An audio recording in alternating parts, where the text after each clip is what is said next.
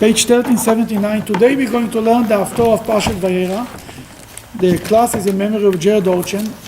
And we will not start from the beginning of the Haftorah, because the Haftorah combines two stories. Two miracles from the prophet Elisha. Elisha was a prophet after Elijah. He took over. Elijah made miracles. Elisha did double amount of miracles. Elisha asked from Elijah, before Elijah died, Elijah told him, ask what you want. What he said? He says, give me double of your spirit. He got double of his spirit, double in miracles, double in everything. In this Haftorah, we read the chapter 4 from the King number 2, chapter 4. The chapter 4 itself contains 5 miracles. In the Haftorah, which is long, is only 2 miracles. One miracle is in the beginning, a short miracle. This we learned a few years ago, and anybody wants can find it online. That's the beginning of the Haftorah, the story with Elisha, with the woman and the oil. The miracle of the oil, as it's called. The second story, that's what we're going to learn today. Now, Elisha made miracles on a personal level. You see, before that, most of the miracles were to the community, to the old Jewish people. Splitting of the sea, manna. But if somebody has a need to give him a miracle, that's Elisha started a new style. He created a new style of miracles. And that was unusual. A woman came to him, I owe money. They want to take my children as slaves. He made her a miracle. Instead of going to scream on the system, you cannot fight the system. He made her a miracle. She found oil enough. He made personal miracles. You can imagine that Elisha was very busy. Can you imagine everybody, how many tzoros are in the world? Everybody has a tzorah. People stand on lines and lines. Rabbi, give us this. Then, we are going to start on the second story. Book 2, chapter 4, number 8. One day Elisha passed through Shunamit. Shunaim is a city, 30 kilometers. How much mile is that? How much mile is in 30 kilometers? 18 kilometers? 18 miles. 18 miles from Mount Carmel. Which direction? North or south? You want me to know this too? Which direction? God knows. But geography is not my strongest side. It's near Afula. But you should know. Of course. You know where Afula is? Yeah. Afula is north, more north. Yeah, I think so. Yeah. Which direction? Okay, Distinguished one lady. second. Shunaim was a place that, in the Bible, the city of Shunaim is mentioned quite a few times. It's a city that they found many proofs, not just from the Bible, that the city exists, and they know where the ruins of the city is, and they know where the city is today. Go ahead. He went to Shunaim. Okay. A distinguished lady who lived there insisted that he eat a meal in her house from then onwards. Okay. Whenever he passed by, he would go there to eat bread. Right. We also remember the story of the Shunamit. Shunamite. That's a test. Shunamite. A Shunamite woman. Ruth, isn't it? No. No. That's Shunamite woman. Shunamite. Deborah? No. Somebody very exciting. Ruth? Yes, He said, a Shunamite woman. From the north.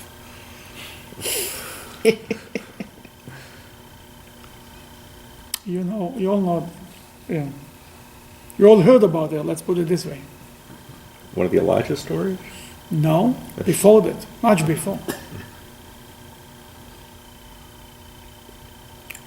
Samson? Before. I mean, no, after. After Samson. Sorry. Avishag, the Shunamite. Who comforted David. Brought her to David. David was cold.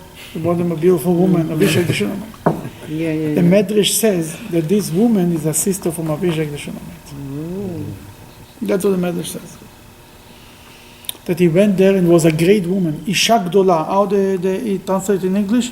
A distinguished lady. She was very of great importance. She was probably rich and a very special person. Let's put it this way. The whole story is about the first story is about a woman. The second story is about a woman. Okay, she told when Elisha was at that time in the beginning of his prophecy career. Not too many people know him, but this woman, she said, this man, I want to invite him to my house.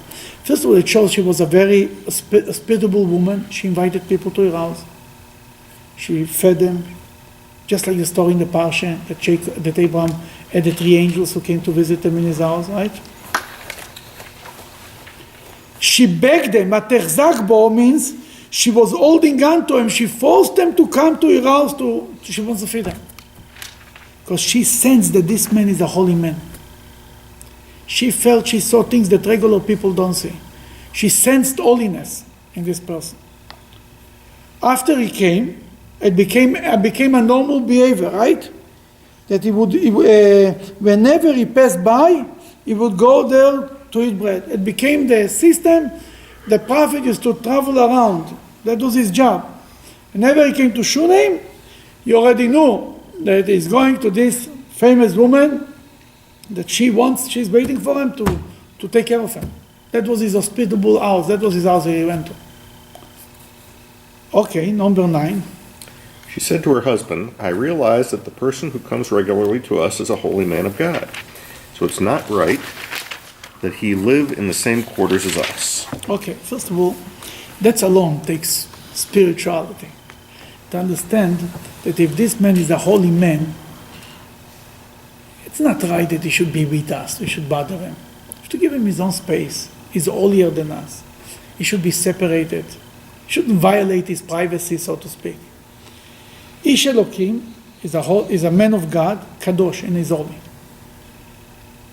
Then she says, that alone shows you, she says, I know, how we know, that the Medrash says she saw, first of all she said, he is holy, and as we'll see soon, but his Shamesh, his attendant, the guy who went with him, Gehazi, is not holy. The Talmud says. She realized that he is holy. It doesn't mean that the people around him, his secretaries are holy. They are not so holy at all. Number 2, she saw that was never a fly by his table. In these times, the old days, never give a fly by your table. The Medrash even says that when you used to wake up, there was no smell in the bed. It was like fresh. Everything was fresh around them. She saw the man is not a usual human being. Okay. Let's make a small room in the attic and put a bed table, chair, and lamp there for him. When he comes to us, he will stay there in privacy. Look how the order. Let's make a small room. Why a small? Why not a big room? Everything in the Bible has a reason. Let's make for him like a in-law suite. That's what she said. A small one. The Tzad Midrashim says a small one, only for him. I don't want his secretary to be with him. You shouldn't bother him. She says, a bed, one chair, one table, just a place for him. Get him out. Get Gehazi out from the room. But what she said first, a bed. Because he's coming from the way, first of all, he has to relax. He has to lay down. Then he can have a chair. Then he can have a table to sit down to eat. The other things. Small little place for him, for the prophet when he passes by.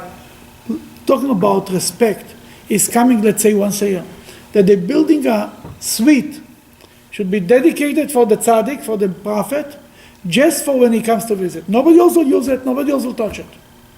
They don't renting it out on the internet to anybody who comes during the year. Just for him. Okay, number 11. After they built the room in the attic, the day came when Elisha arrived there. He stayed in the attic and slept there. He came, he had actually built it, and they built food. They came there, he came there, he lay down, he was happy. But then, go ahead. Go ahead. Please. He said to Gehazi, Gehazi, go ahead. his servant, call this Shunamite woman over here. He called her and she stood before him. He said to Gehazi, please say to her, you have gone to all this effort for us. What can I do for you to repay you? Is there any matter about which you want me to speak about to the king of or army commander on your behalf? Okay. The prophet felt that he has to repay her back. She takes care of him. She's taking care of. She's hosting him every year. He wanted to give back. Tzaddikim in general don't want to be left owing anything to anyone. First of all, they don't like to accept favors, and when they accept favors, they want to pay you back. Just want to share with you a short story. There was a Hasidic Rebbe, the Belzer Rebbe, before the Holocaust. He was in fleeing from the Germans, the Nazis. He was in Budapest, and somebody at that time there was no war at that time. Before the Nazis occupied, they came in 1944, I think. Yeah, in April of 1944, they occupied Hungary. Before that, he was there for a few weeks. The owner of the house took him, and he had a lot of Hasidim. You know, when a lot of Hasidim come to see the Rebbe, there is no tables and no chairs are left after that. Like nothing matters. To see the Rebbe, you're ready to kill and be killed. Then, by the end of his visit, he called the owner, told them, call all your family. Beginning, he told them, I want to pay you. I want your house and this. I feel bad. He says, Rebbe, that's the biggest honor, the biggest schools. I don't pay me anything. You argue. I said, he said, call all your family. He had 10 children. Or 8 children they were, 2 parents and 8 children. He calls them, this Rebbe sitting with closed eyes and sitting. And finally he says, you will all survive, you will all go to Israel. Give them a blessing.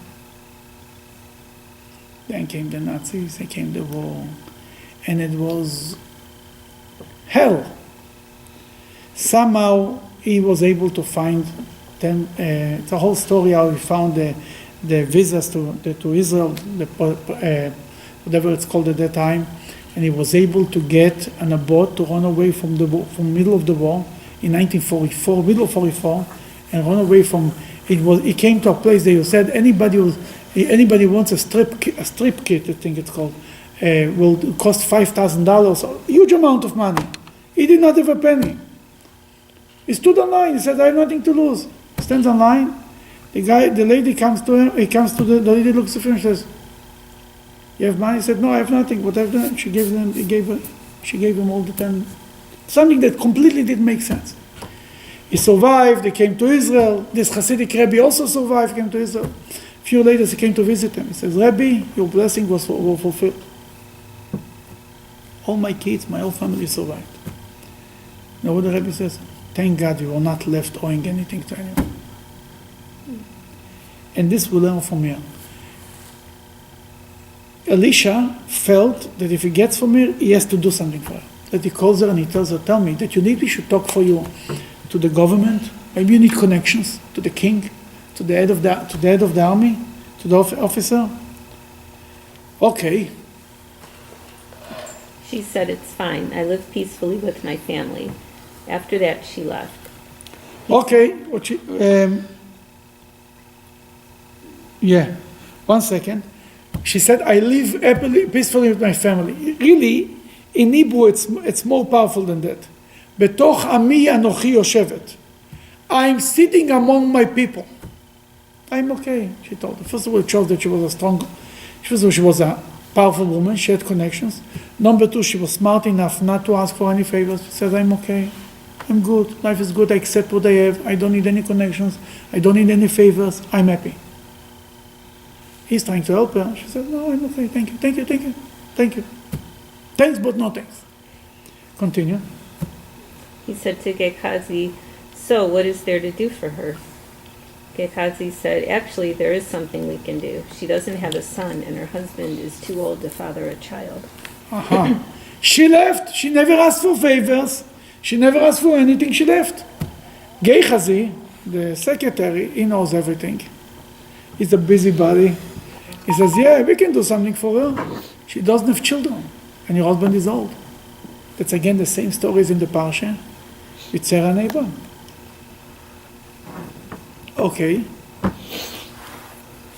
Number 15, I think, right? Call her, Elisha said. Gehazi called her and stood modestly at the doorway. Elisha said, at the next possible occasion for you to give birth, meaning in 9 months' time, you will be embracing a son. She said, please, sir, man of God, do not delude your maidservant with false hopes. Wow. Now look very carefully to the word. He told her, in 9 months you will embrace a son. He didn't tell her, you'll raise a son, you'll have a son, you'll embrace a son. What she said twice. In Hebrew, it's hard to translate. Al Adoni, do not, my master, do not give me false hopes. Twice do not. First of all, maybe she sensed in this word, embrace a son, that it's not a full blessing. That she says, don't give me a child and then I have to lose him. Then better don't give me him. But more than that, that's alone that she said it was kind of opening. There is a concept in Judaism, al tiftach peh. Do not open your mouth for the Satan. It means to say, do not predict bad. By here saying, do not give me false hopes, she created a problem. I guess the English expression would be, don't open a can of worms. No, it's more than It's that. deeper than that. She's creating a new reality by the words her. He gives her a blessing. Instead of taking the blessing and running, she says, don't give me false hope. Oy. It's like, I'm sure that Elisha said, Oy. She killed it. The story of the Tzemach Tzedek, third Chabad Rebbe, a woman her husband disappeared. She knows where he is.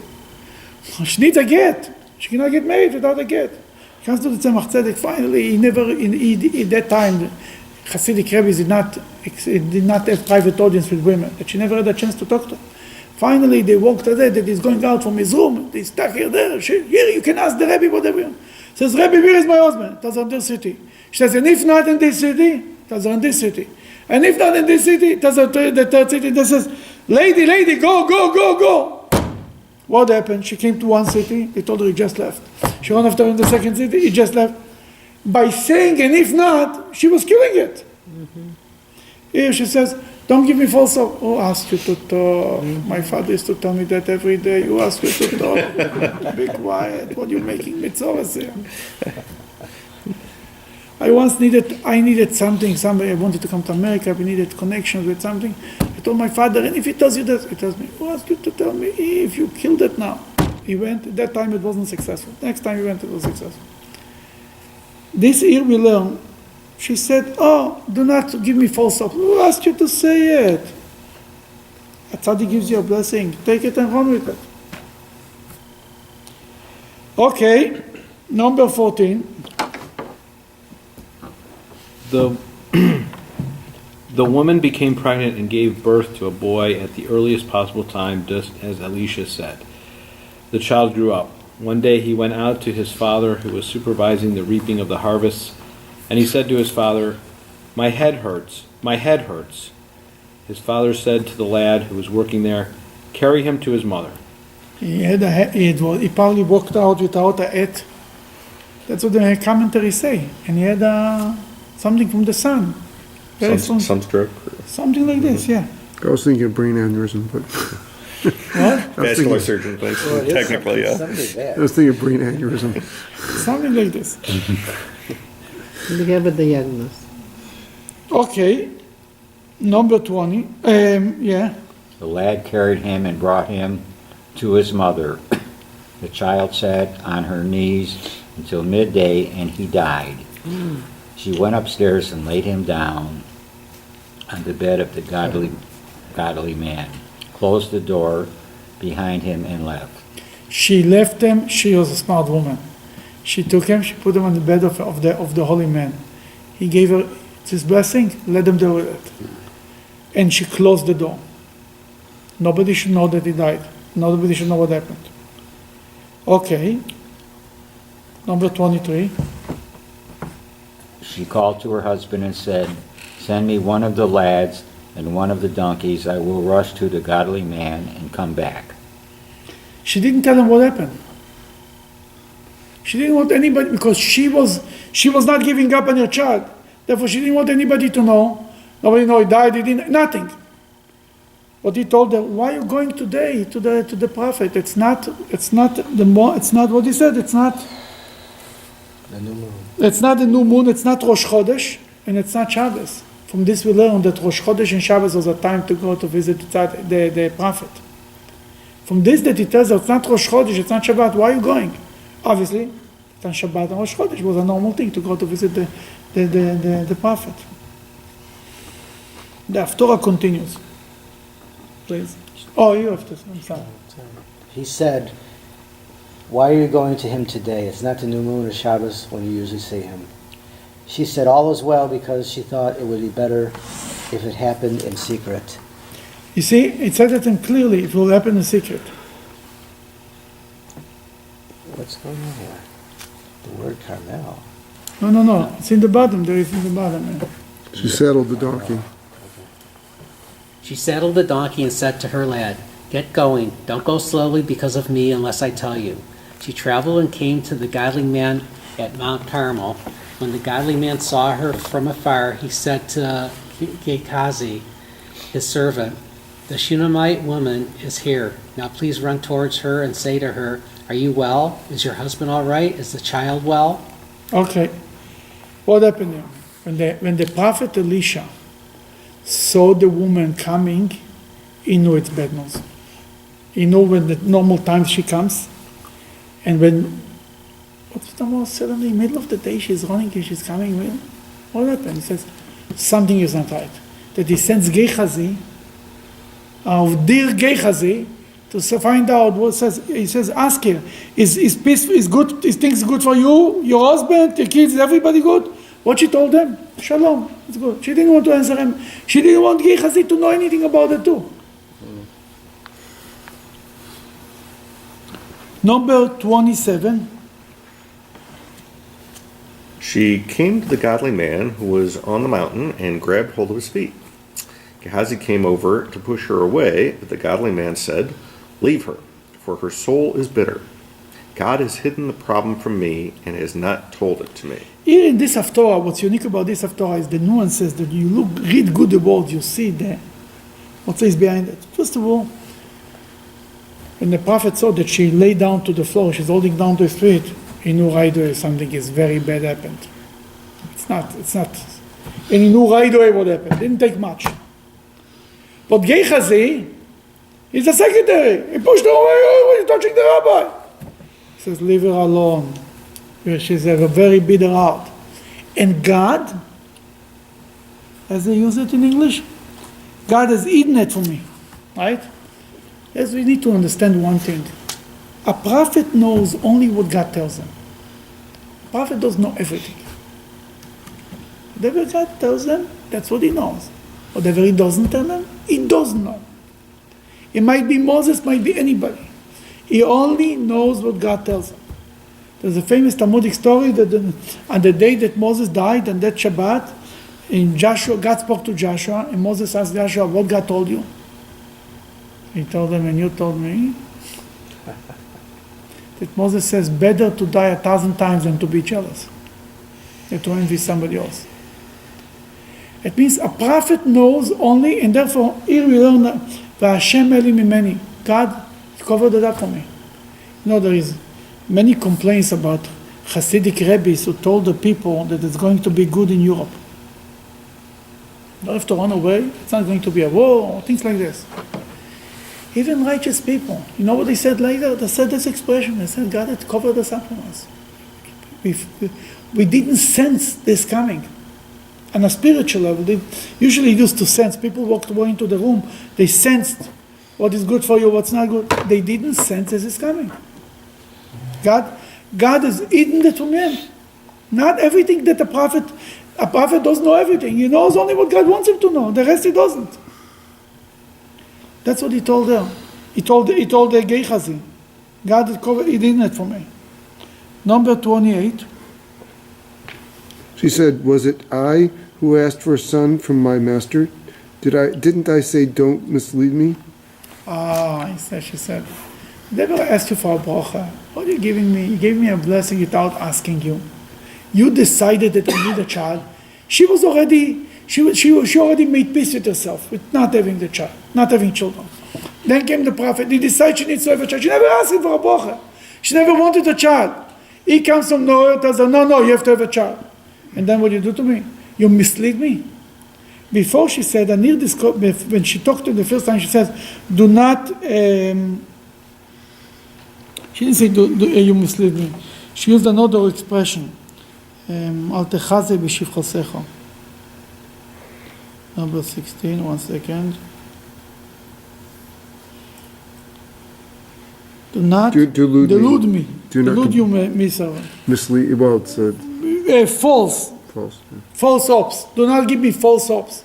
Here she said, you mislead me. It's not exactly the same word, but it's okay. Go ahead. He said to Gehazi, fasten your belt so you can travel fast. Take my staff in your hand and go. If you meet someone, do not greet him. If someone greets you, do not reply to him, so as not to delay your mission. Oh, he told Gehazi, look what Elisha tells him, take my staff, go there, and you wake up the child. But here is the condition. Do not talk to anybody. Don't say hello.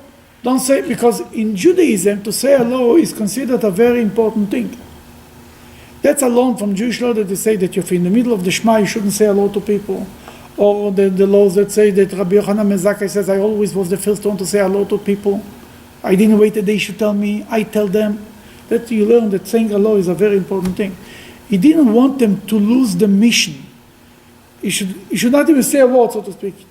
Take this thing and go. Don't speak to anybody. But Gehazi didn't listen. Gehazi was smarter than his Rebbe. He did talk to people. And the Talmud says he went around, he used to tell the people, he asked him, Gehazi, where are you going? He says, oh, my Rebbe sent me to revive somebody with that staff. You think it can be done? Not only he talked, the problem is he didn't believe in his mission. If you don't believe in your mission, you'll never be successful. If you can say, that's like, no, it's not, but no, it's written, he was a believer and not a believer. He was somewhere in between. If I don't believe in what I sell, nobody's going to buy. He cannot revive a person if he doesn't believe it, it's possible to do. That number one, he needs the faith. That's the first ingredient for a miracle to take place, is to have the belief it's going to happen. That's the most important ingredient. Not the first and the most important, and the last one. He's laughing at that, forget about it. He will never be successful. Okay. The boy's mother said, I swear by the fact that God lives, and by your life that I will not leave you alone, if you don't come along. So he got up and followed behind her. Yeah. She got up, I'm sorry. And? So he got up and followed behind her. Thank you. One second. This woman was smart. She didn't say, she saw me sending Gehazi, she said, forget about Gehazi. She already saw years before that Gehazi is just, she says, he's holy and his secretary is not holy. She right away sensed that through this Gehazi, miracles will not take place. She said, Rabbi, I'm not leaving until you come with me. I'm not letting you go. Get away with it. Why would he send Gehazi to begin with? Because he felt that he could be accomplished even with his staff alone. He said with his staff alone I can accomplish it.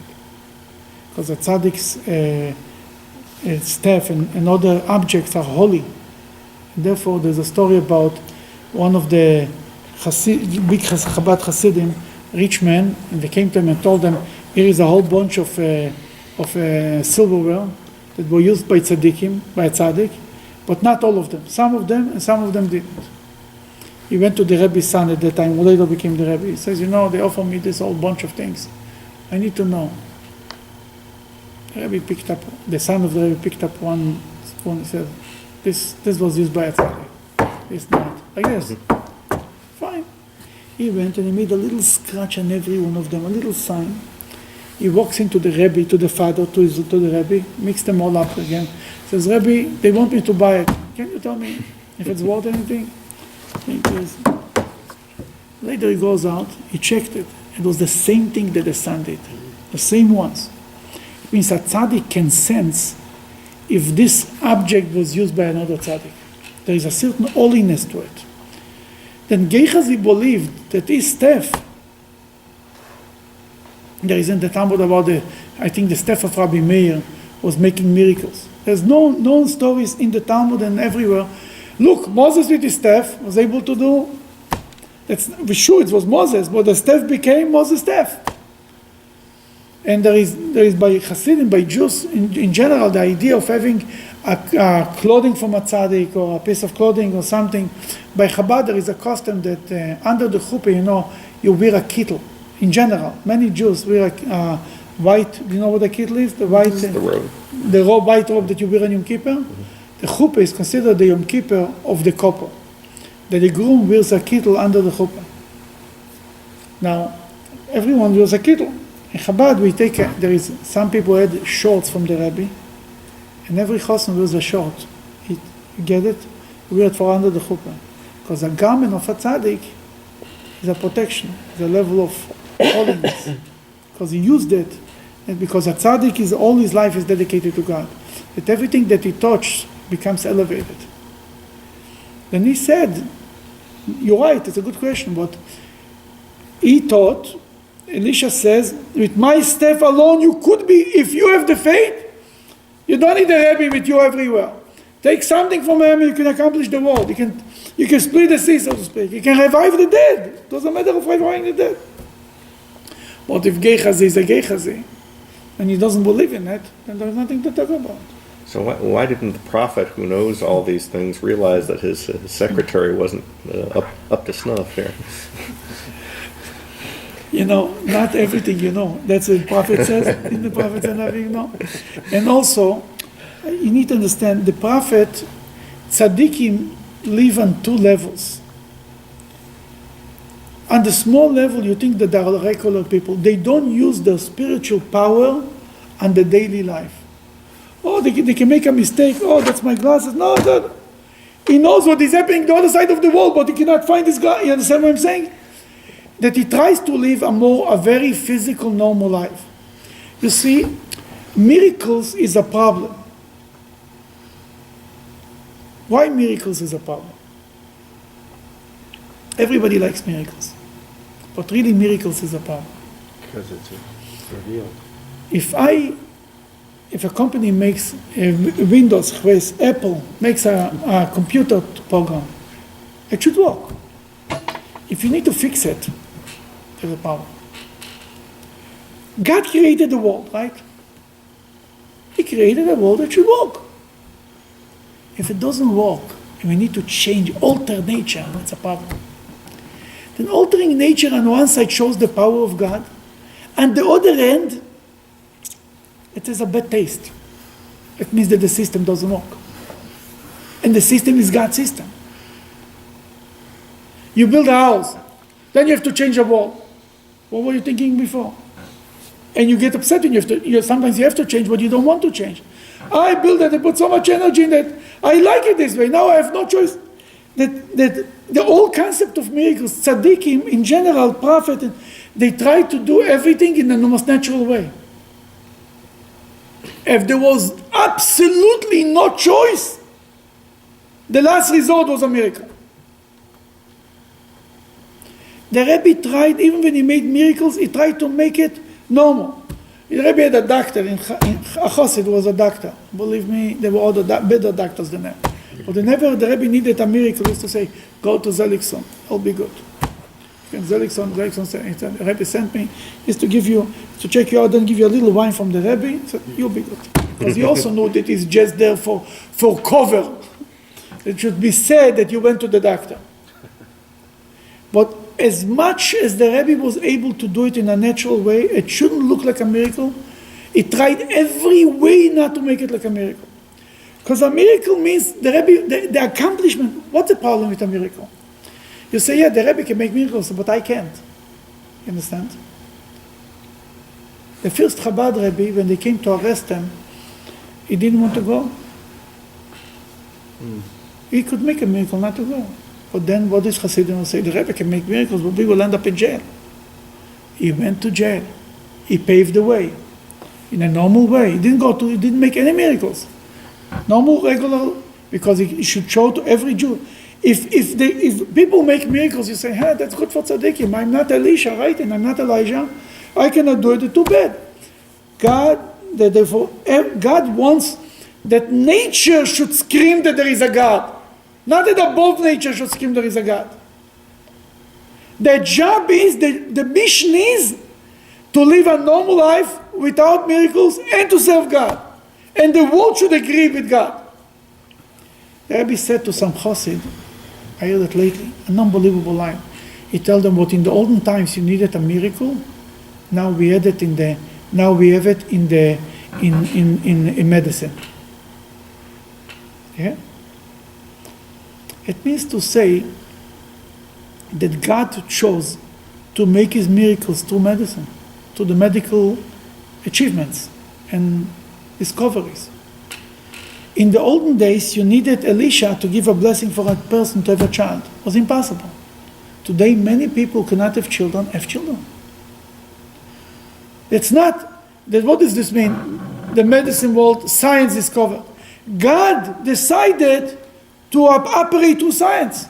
He used to operate through miracles. He decided to operate through science. It's again God, you understand? When I heard it, I was like, I'm telling you, I was for a few days, I couldn't think about anything else.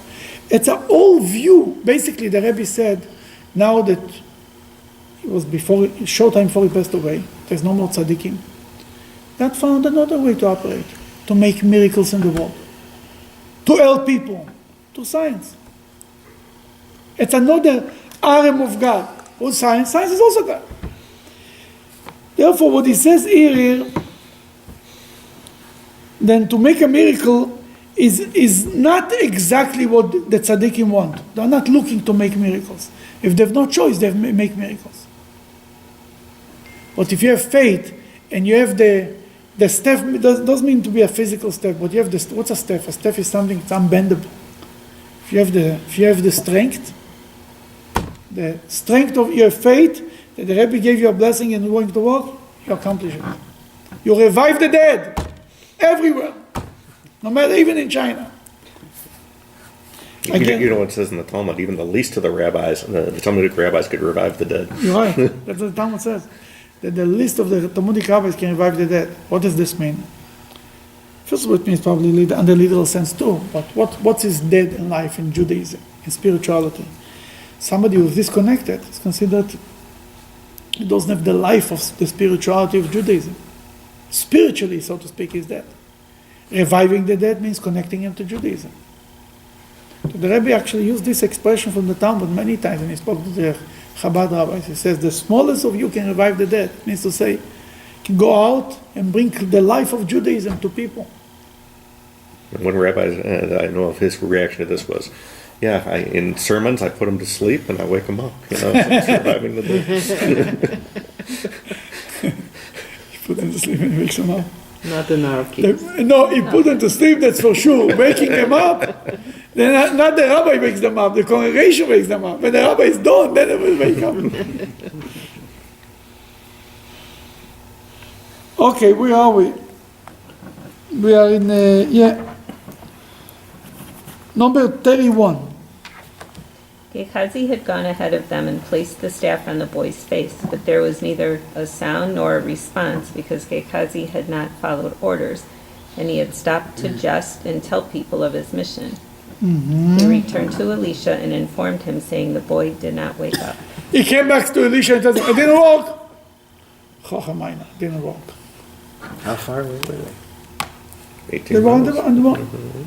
They were 18 miles.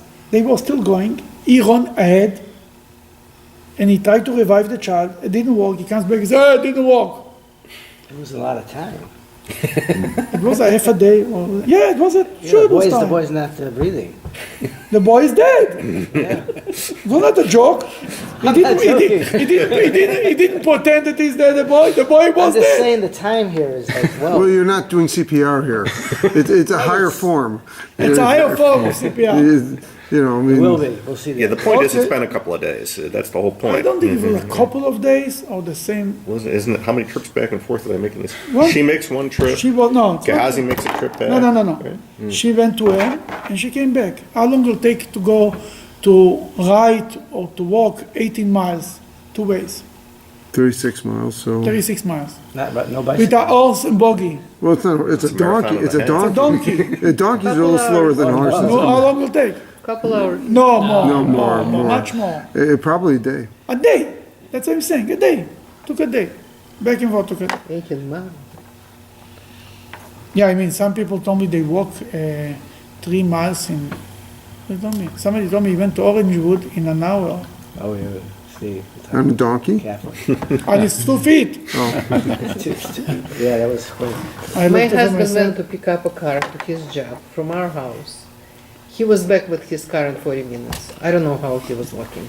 He was flying. somebody walking. He was flying. So depends who is walking. You're right. Not me. Yeah. Okay, Not me. where are we? Number 32. When Elisha arrived at the house, the boy was dead, lying on his bed. He came inside and closed the door behind both of them and prayed to God. See, if you want to make a miracle, close the door. The miracle is to be hidden. The more eyes are there, the less chances for miracles. The first story that you didn't learn today is also a story about the woman closing the door. He told her to be the oil, told her bring you, and he tells, the prophet tells her, no, I don't think the prophet told her, she went in and she closed the door. Twice. Yeah, the prophet told her, close the door. Because אין הברכה שרויה אלא בדבר הסמוי מן העין. Where is the blessing? Something with the eyes don't see and don't know. The less eyes, the better off you are. That's why, by Jews, we have a custom that somebody is pregnant, until you don't see it, you don't talk about it. Not the whole less people know, the better it is. And I tell people many times, I mean, people have, sometimes they lose the babies again. I said, first of all, don't tell anybody the next time. No one. Not your mother. Don't tell even your mother. No one will finish, because your mother will tell only your best friend, and she'll tell only your best friend. Don't tell them finished. Oh, they'll be insulted. No, they'll be insulted. They'll survive. The point is, blessings, especially blessings like children, that's the most important blessing. The less you know about it, the less people talk about it, the more chances that the blessing, because people talk, that they doubt, and it's not good. It's like Jews in America, for example. The Americans adopted this tradition. It's not nice to ask somebody how much money you make, right? In Israel, it's a normal thing. How much money you make? Everybody asks each other. And when the Americans come to Israel, they look like, how dare you ask me? Or you ask a baby, when a baby is born, you ask how much is the baby weighed, right? You ever asked an adult how much he weighs? Obviously you see there are things that you don't, better not to know. It's secret, top secret. If the blessing, if you want to grow, you keep it a secret. It's interesting. Everybody complains, I just don't go, I don't understand why I'm getting weight. I eat nothing, I don't understand why I'm getting weight. Angels are coming. There was a Hasidic rabbi, they used to say that he's getting heavy from saying Omen Yesh Merabo. He gets such pleasure from praising God that he gets heavy. Obviously, everybody that we know gets pleasure from prayers and they get heavy. It's interesting though. Here he walks in and prays. He doesn't use a staff. So the staff originally, The staff, even the staff was to give it to somebody else. Right. He does need the staff. No, I understand he doesn't need it. Not only but, this. but this is a higher level than to use the staff. More than that. Until now, he never prayed. He said, God, I need a child. Don't. Tell her, go this. Here came a point that the prophet himself needed a prayer. He needed to pray to God for this miracle. Because here it was not already a normal thing. That was a new level. It's one thing, give your blessing for a child. It's another thing to revive it. But I was thinking that it was made worse by Gezi coming in and doing what he did. Okay, sure, because the moment he used the staff will not work. It wasn't going to work. This level will not work. You need something new. And that's what I was thinking. Absolutely, absolutely. Number 34. He climbed up onto the bed and lay on the child. He placed his mouth on the boy's mouth, his eyes on his eyes, his palms on his palms. He spread himself out over him, and the child's flesh became warm. He went back down off the bed and walked backwards and forwards in the house. Then he climbed back on the bed and spread himself over the body and repeated these movements 7 times. 7 times. Why 7? Nature. There is 7 heavens to bring down the soul, all the 7 heavens. But he did something that today may be CPR, but it was more than CPR. 7 CPRs. Why would he do something that people would construe to be natural here? Is it the same thing that you were talking about earlier, that you want to make it seem the least Yes. miraculous possible? Also, 1, and number 2, even more than that, a miracle is never black and white. Never. This Parsha, for example. Abraham is waiting for a child for 30 years. Then Sarah is being taken by Avimelech. She's there one night. Lo and behold, she's pregnant. What everybody else said. She's pregnant from Avimelech. She was married to Abraham for 80 years. For who knows how long. Nothing. Then she was one night visiting by Avimelech. 9 months later or 7 months later, a baby is born. The whole world goes around gossiping. She was born. She got pregnant from Avimelech. And what God needed to do, God had to make that Isaac should look just like Abraham. That nobody should be able to say it's from Avimelech. But why to complicate things? Can you tell me? Why not to be just normal? Just make the miracle and make it clear. Everybody should see every miracle as a spot, as a place for somebody to doubt it. Every miracle, especially made like this. God gives place for the scoffers, for the doubters, for the agnostics, for the atheists. Because if not, there is no free choice. If it's so clear and so thing, then it's over. And more than that, I think there is something more to it. God doesn't want that the agnostics and atheists should be punished. He made it in a way that you cannot blame them all the way, understand? There is some place. It's never black and white. Never, never. You know, when you are a young man, you think everything is like, where are you there? Who is writing now? All the young people. It has to be this way. As you're getting older, nothing is black and white. It's all gray, just like the hair. Everything is gray. It's not there, and it's not there. He's a little right, and he's a little right, and he's a little wrong, and everything is complicated. Even the miracles are complicated. Absolutely. Okay. Kohen? 36. Yeah. Elisha called to Gehazi and said, "Call the Shunamite woman." He called her, and when she came to him, he said, "Pick up your child." She called the Shunamite, called Gehazi, told him, go call the Shunamite woman. She can take the child. Not bad, huh? Okay, finish it. She fell down at his feet and prostrated herself. Then she gathered up her son and left. How old was the son? The son was a child. 4, 5, maybe a little. The Talmud says that this child was later, who was this child? Chavakuk. Why is he called Chavakuk? Habakuk. It comes from the word lechabek. Lechabek means to hug. He told her, you will embrace a son. Lechabek means to embrace. Yeah. Habakkuk's one of the small minor prophets. Yes. The word Habakkuk means two embracement. This child got two embracement, one from his mother and one from the prophet. You understand? Usually every child is embraced by his mother. That's why it's called his name. The name represents that he was a unique story. His name was Habakkuk, and the word two. It's a double embracement, double chibuk. Habakkuk, like H-A-B-B-U-K-K. Yeah. Cook. Yeah, the prophet. His mother, because the word that he used, you will atchoveket ben, you will embrace a child. And then he embraced them basically by laying an amen, and that's why it's called Habakkuk. The child that was embraced. Was he also the prophet then? Habakkuk was a prophet. He became a prophet. He became a prophet. One that was said, one of the minor prophets was Habakkuk. He's one of the 12. Yeah. Mm-hmm. But what's your take on the relationship between this resurrection and the idea that Isaac was resurrected? Isaac was resurrected. There's some midrashim that say that. Yeah. But why he needed to be resurrected? Because he wasn't dead. Well, according to the Torah, he wasn't dead, but according to the midrashim, his life was sacrificed and he came back to life.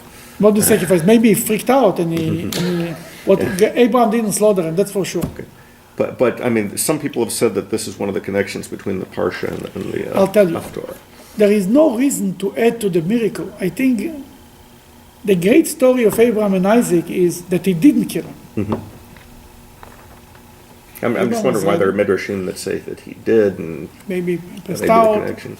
I mean, here there is plenty of connections in this Haftorah to the Parsha. I mean, the idea that she was hospitable, the idea that a woman who never had children get a child, and comes a prophet and gives her a blessing, and she has a child. The addition that could be that this addition is more about Ishmael, that he almost died. It's interesting that the Sephardim don't go this far. Do you think they cut it off for that reason, or that it sounded too much like resurrection comparing to the Parsha? No, there is many argument about these things. I don't think it's a. I think why the Ashkenazi finished the story. I'll tell you why. You remember we read it a few. Good note. Because you always have to finish on a good note. Therefore, we never finish on. He died. You're going home. Your wife asks you, what did you learn in the shul? He said, oy vey. The prophet gave him a blessing. A child was born. 2 days later, he said, you come with this bad news, you come and go back to shul, find out what happened the rest of the story. We cannot send a Jew to eat cholent after such a bad story.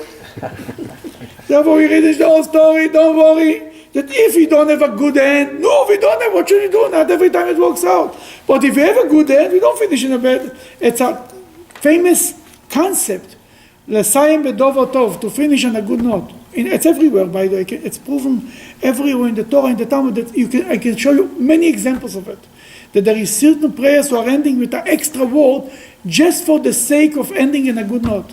We'll make a class one day about it. I made a speech about it a few times a while ago, but it's, on Shabbos we don't take videos.